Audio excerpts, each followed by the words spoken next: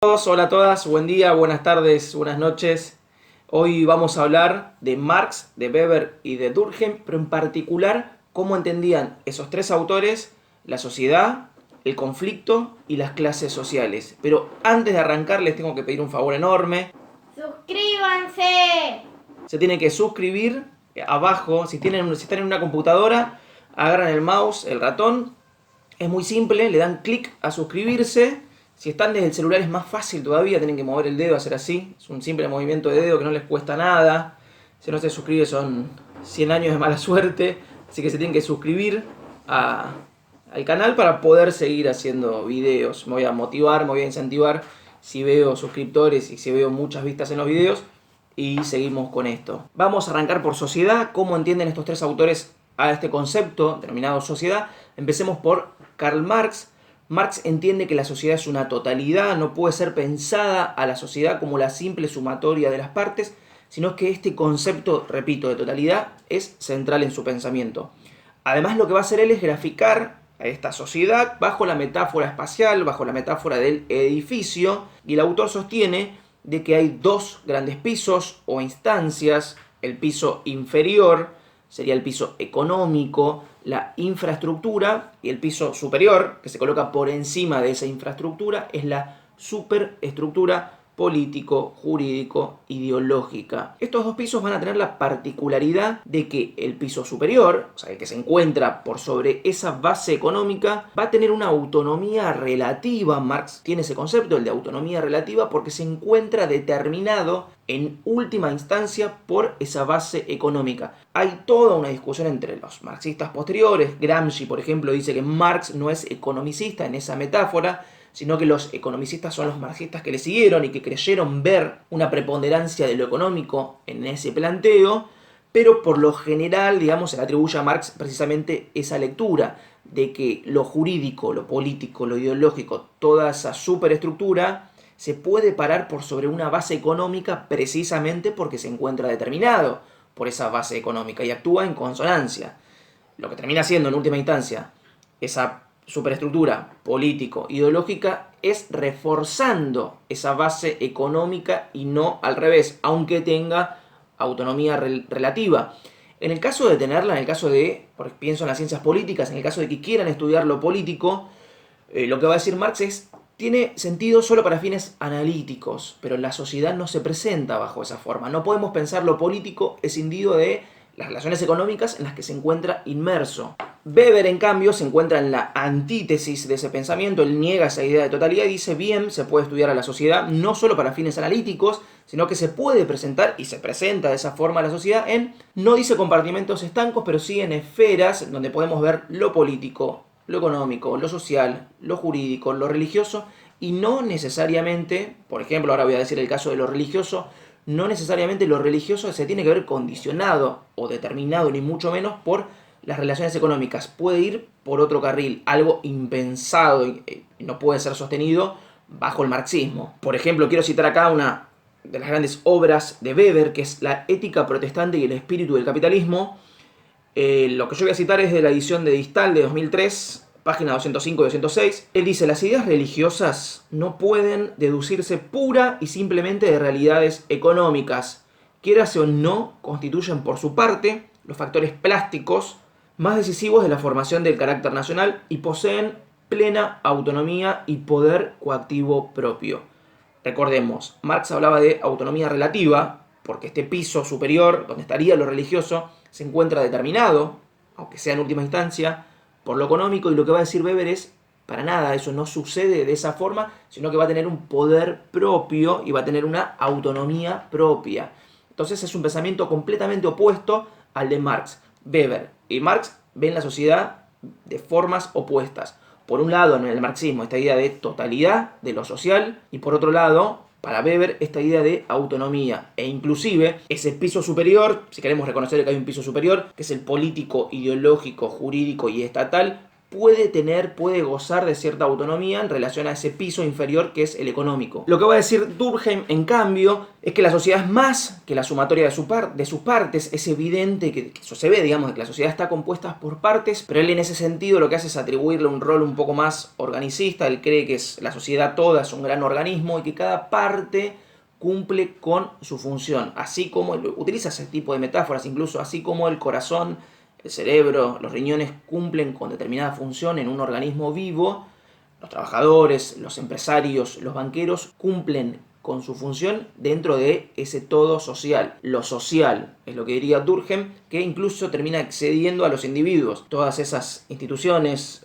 las instituciones religiosas, las escolares, estaban antes de que uno viniese al mundo, van a seguir estando y el sujeto nace dentro de esos parámetros morales que después vamos a hablar un poquito hacia el final. Ahora tenemos que decir ya vimos cómo entendían a la sociedad, tenemos que ver ahora cómo entienden al conflicto. Y esto es central porque si tienen determinada mirada sobre la sociedad, van a tener una mirada en consecuencia con el conflicto.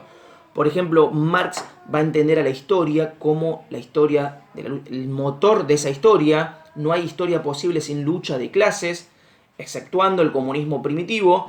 Desde que nosotros conocemos las sociedades que se nos vienen a la mente, fueron todas y siguen siendo sociedades de clase, y en esas sociedades de clase el motor de la historia o lo que mueve al mundo es la lucha de clases. Y la lucha de clases, esto es importantísimo, un concepto importante en el marxismo, no va a estar nunca ausente. Puede estar a veces de forma abierta, otras de forma velada, pero no se puede pensar a la historia, a los sujetos, a la sociedad misma sin esa lucha de clases.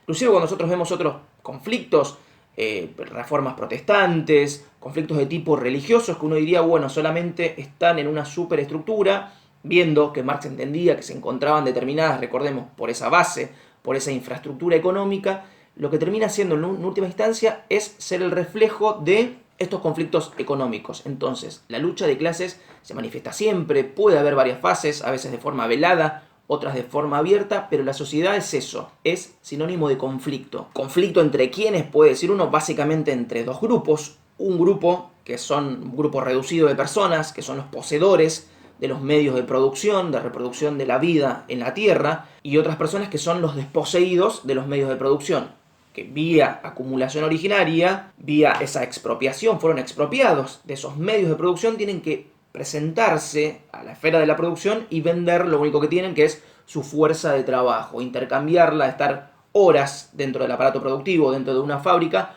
para recibir un salario a cambio y con ese salario poder sobrevivir. Entonces, desde que hay sociedades de clase, la historia es la lucha entre los desposeídos de los medios de producción y los poseedores de los medios productivos. En este sentido, Durkheim sería la antítesis del pensamiento de Marx para entender el conflicto, y por lo general hay algo erróneo que dicen que Durkheim no pensó el conflicto. Eso es erróneo, lo pensó, pero lo pensó en otros parámetros.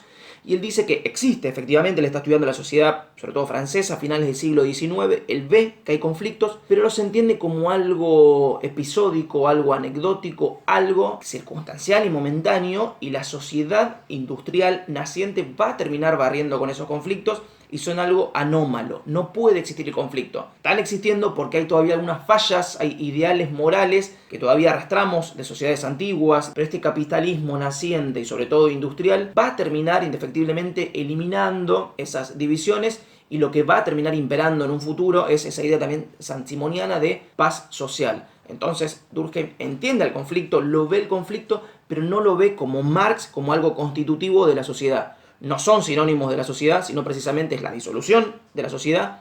Y en el caso de que haya, porque él efectivamente, repito, estaba viendo el conflicto, es algo patológico, algo anormal. Termina siendo una excepción que prontamente va a ser borrada. Weber, en cambio, se asemeja un poquito más a Marx en este sentido de que lo ve al conflicto, lo ve como parte constitutivo de la sociedad, pero así como él creía que esa sociedad no estaba delimitada exclusivamente por el rasgo económico, sino que hay otras esferas que también imperan y que son importantísimas, que no son determinadas por esta infraestructura económica, él entiende el conflicto de la misma forma. No lo niega, no lo anula, pero él está pensando, sobre todo en el caso de la Primera Guerra Mundial, los partidos, y algo de razón tiene, porque los partidos políticos alemanes, sobre todo pienso en la izquierda alemana, termina aceptando el envío de tropas a esa Primera Guerra Mundial, termina aprobando la existencia de esa guerra mundial en 1914. Entonces son los mismos partidos de izquierda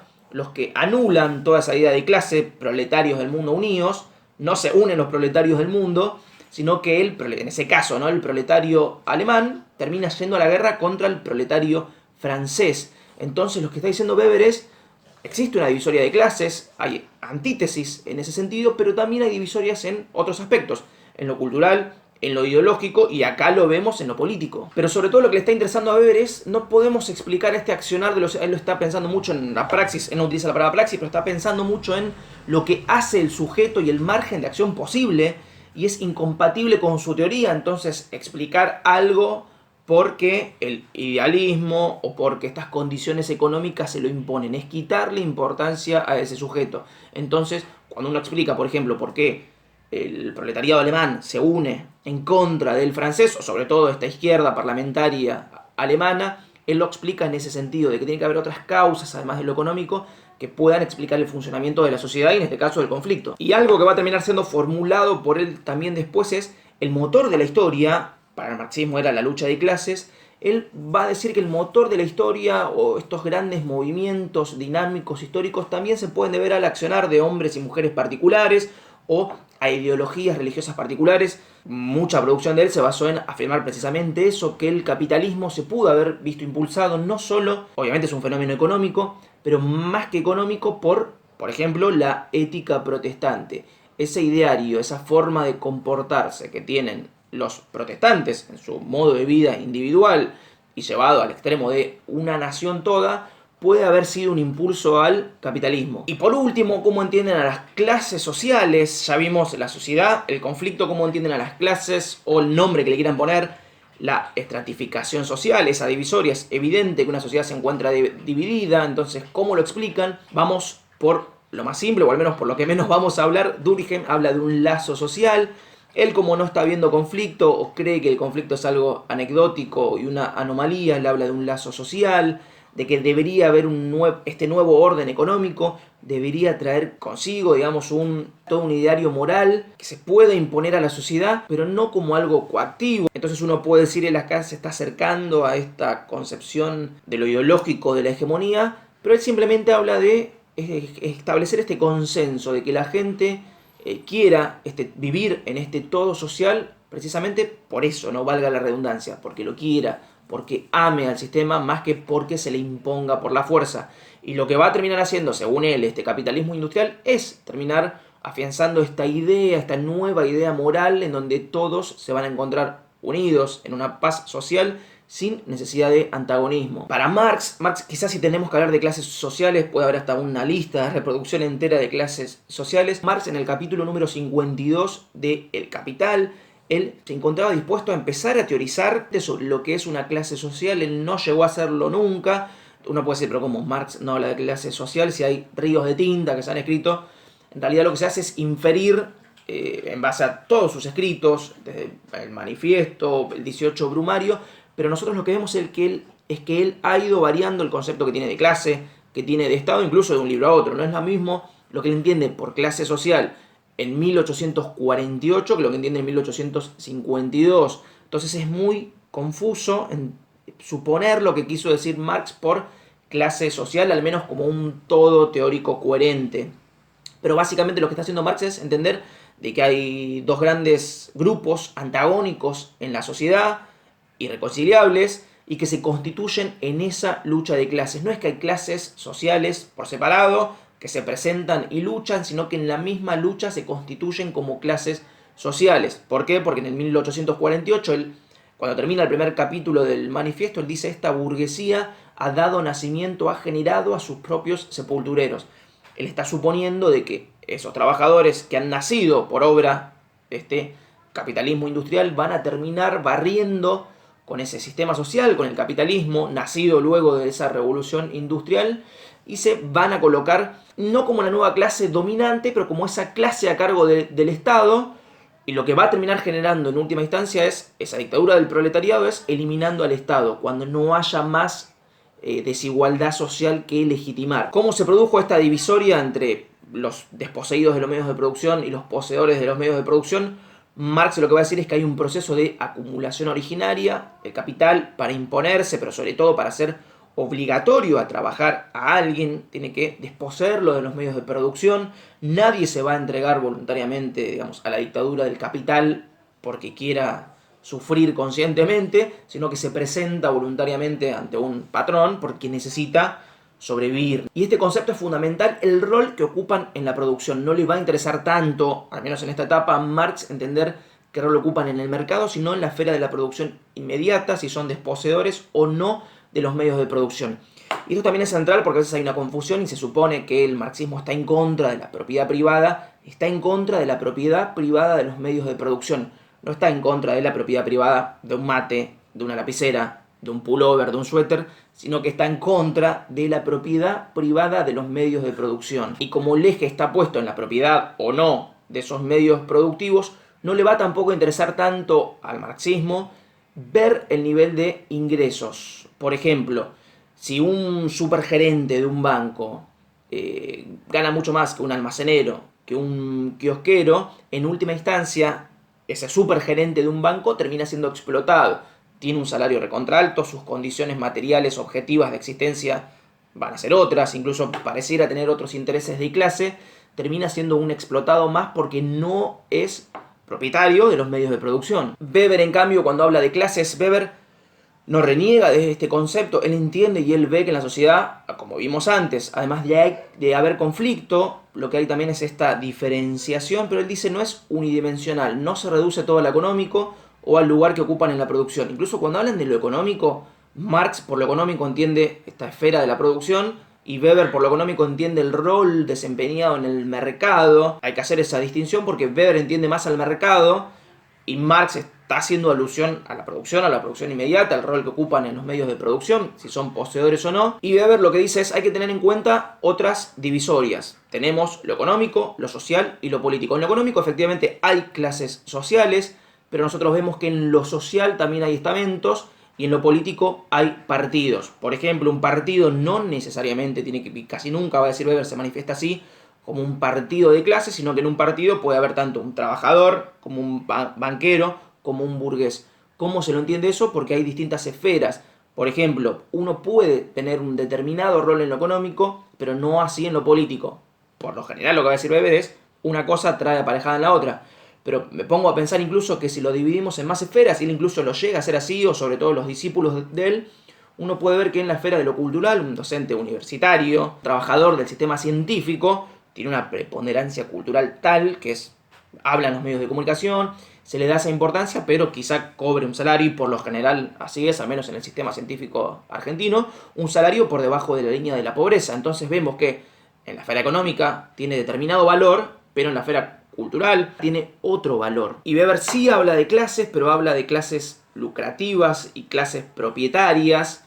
Él dice la gran divisoria es esa, pero él coloca, por ejemplo, en las clases lucrativas, a esas clases trabajadoras, diría él, en donde nosotros tenemos un empresario, un burgués empresario industrial, en la misma clase que un trabajador industrial. Vimos que Marx y Engels no, dicen que la gran divisoria y la lucha de clases se da precisamente entre ellos, entre este trabajador industrial y su empleador, su patrón, ese capital industrial. Esa es la lucha de clases. Weber los va a unificar y va a decir, acá tenemos a la clase lucrativa y por otro lado tenemos a la clase propietaria, más un concepto que él no utiliza, pero sería una clase parasitaria, una clase que vive de rentas. La lucha de clases, el accionar de clases, va a decir Weber, en última instancia lo que tiene que hacer es entre estas dos clases, entre la clase que trabaja y él engloba a estas clases antagónicas para el marxismo y estas clases propietarias. Él dice, en última instancia lo que termina viendo también es una deformación en donde vemos que hay conflictos muy ásperos entre los trabajadores industriales y sus patrones, pero no hay prácticamente conflictos con los terratenientes, con los banqueros, cuando sí debería haberlos. Entonces la divisoria de clases él la establece, existen las clases, existe el conflicto, el antagonismo, pero él lo ubica en otro plano totalmente distinto al que lo ubicaban Marx y Engels. Y por último, aunque tiene que ver con esa idea porque todos entienden, tienen que tener en consonancia una idea, si empiezan el conflicto de una manera, también entienden el Estado, a la sociedad, a las clases. Lo que va a hacer Durkheim es no negar la existencia de clases o de estamentos, de estratificaciones, para él existen, pero no hacen las veces de desigualdad social. Si esa desigualdad social lo que termina haciendo es expresando alguna desigualdad de nacimiento, en el sentido de talentos, no habría, digamos, una mayor importancia. Lo que hace Durkheim en sus estudios es no anular a las clases, pero sí el conflicto que hay entre ellas. Por ejemplo, textual, él sostiene: burgueses y obreros viven en el mismo medio, respiran la misma atmósfera moral, ellos son miembros de una misma sociedad y en consecuencia no pueden sino estar impregnados de las mismas ideas. Él dice, hay clases aparte, clases por separado, efectivamente, pero esas clases no tienen por qué ser antagónicas. Pueden apelar a la cooperación, a la solidaridad y funcionar en armonía social. Y lo que va a decir Durkheim es que si hay fallas, él efectivamente las ve, esas fallas, ese conflicto, esas diferencias entre clases o estamentos o sectores o grupos. Él dice, se debe precisamente al que el capitalismo se está organizando y hay todavía dos fallas en esta división de la producción. Una falla que es la anómica, es decir, mandarle a hacer una tarea al trabajador para la cual no encuentra mucho sentido, se encuentra solo, disgregado, no entiende cuál es incluso la función social de lo que está haciendo, entonces trabaja desgano y eso puede ser un factor de una causante del conflicto. Y por otro lado tenemos una falla de tipo coactiva, que es obligar al trabajador a hacer algo para el cual quizá no se encuentre apto, o no tenga ganas, o no haya nacido con esas aptitudes. Entonces las dos fallas son solucionables. O sea, el capitalismo va en un camino de lograr esa armonía cuando termina efectivamente solucionando esto. Entonces, ¿hay conflicto? Lo hay, efectivamente el autor así lo ve, pero puede ser solucionable. Así que bueno, creo que muy sucintamente, muy resumidamente, vimos a grandes rasgos, muy a grandes rasgos, cómo entiende la sociedad, cómo entienden las clases o la estratificación y cómo entienden el conflicto. Así que, sin más, hasta la próxima.